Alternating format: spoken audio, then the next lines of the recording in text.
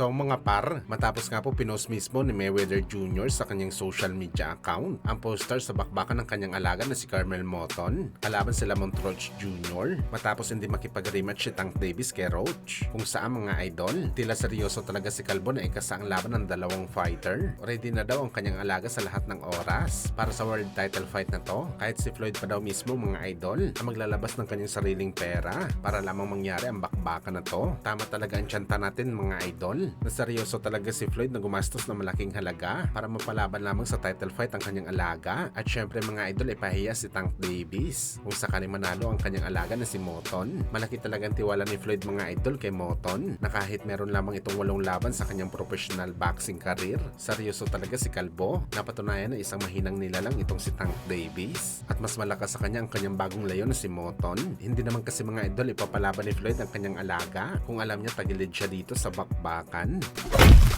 Samantala dahil nga po sa mga pahayag ni Floyd mga idol, ay napareact naman dito mismo sila Montroch sa panawagan ni Floyd na labanan ng kanyang alaga na si Moton para kay Roach mga idol. Masyado maaga pa daw para kay Moton na lumaban sa kanyang level. Hindi daw sa binabastos nito si Floyd pati na si Moton. Masyado marupok pa daw ang boto ng prospect para lumaban sa kanya. Subalit hindi daw ibig sabihin para kay Roach mga idol na tinatanggihan niya na ang laban kay Moton. Kung gusto talaga nito at handa gumastos si Floyd, e bayaran daw si Roach ng tama sa laban. Papalag daw siya mga idol. At higit sa lahat kung isanction daw ito ng World Boxing Association o WBA ang laban nito kontra kay Carmel Moton para maging ganap na title fight dahil hindi naman daw nakarated si Moton sa kanyang titulo. Papayag daw talaga si Roach mga idol sa bakbakan. Willing daw siya mga idol ipakita sa lahat na hindi pa talaga ready si Moton sa ganitong bakbakan. Ready na daw siya nang tapikin ang puwet ni Moton sa ibabaw ng boxing ring. Kung saan agad naman po napaka-comment si Moton dito mga idol na ituloy na talaga ang laban nila ni Roach para makita ng lahat kung sino ba talaga ang tunay na malakas.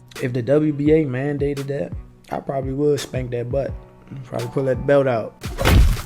Sa kabilang banda naman mga idol, matapos nga po humanap ng ibang laban itong si Tank Davis kung saan pinili nito si Jake Paul na labanan kaysa pumalag ito sa dapat na kalaban nito kontra sa mga tunay na halimo sa boxing sports. Kagaya na lang sa laban ni Tank Davis kay Manny Pacquiao kung saan nagsalita na nga po mga idol itong si Tank Davis. Matapos nito pinili si Jake Paul. Ano yan mga idol? Wala daw siya paki sa mga sinasabi ng iba. Kung ano man daw ang laban na gusto nito mga idol, yun talagang susunod na lalabanan nito. Kung sino man daw ang gustong lumaban sa kanya, dapat daw bigyan siya ng 150 million US dollars para mapapayag siya lumaban. Grabe talaga itong si Tank Davis mga boss. Akala nito mala Mayweather ang kanyang pangalan. Kumakadiman naman ito ng pera lalo na sa laban kay Pacman. Imposible nang hinihingi ni Tank Davis mga idol. Maski sino pa ang kalaban nito, walang magbibigay sa kanya ng 150 million. Superstar lang ito mga idol pero hindi siya ganap na pay-per-view king sa boxing sports. Tell them boys to give me 150 M's. I'm coming.